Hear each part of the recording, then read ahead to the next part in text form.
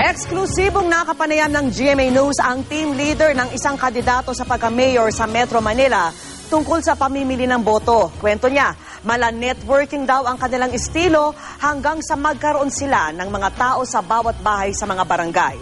May saksi exclusive si Sandra Aguinaldo. 19 na araw bago mag-eleksyon, abala na raw si Angel, di niya tunay na pangalan, team leader ng isang kandidato sa pagka-mayor sa Metro Manila. Ang kanyang pinaghahandaan, ang araw kung kailan mamimigay na ng pera ang kanyang kandidato sa mga botante. Networking daw ang sistema. Mula sa politiko, merong ilang layer ng coordinator at sa ilalim naman ito ang mga tulad niyang team leader. Bilang team leader, nag-recruit si Angel ng 25 tao na bawat isa ay may 10 namang recruit. Tuloy-tuloy lang daw ang recruitment hanggang meron na silang mga tao sa bawat bahay sa kanilang barangay.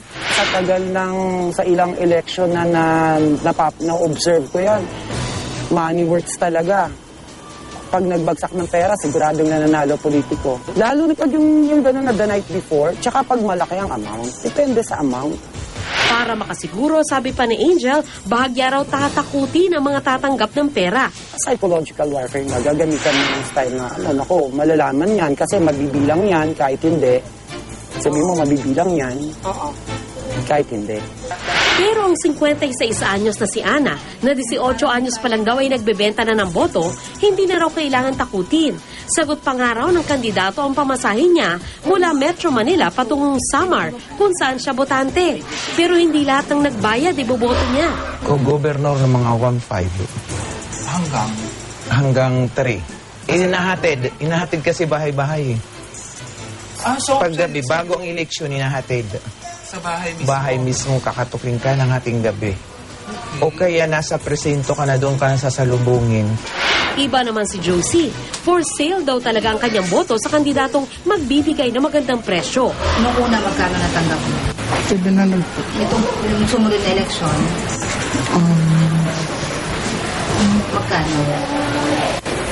2,000 plus na. 2,000 plus.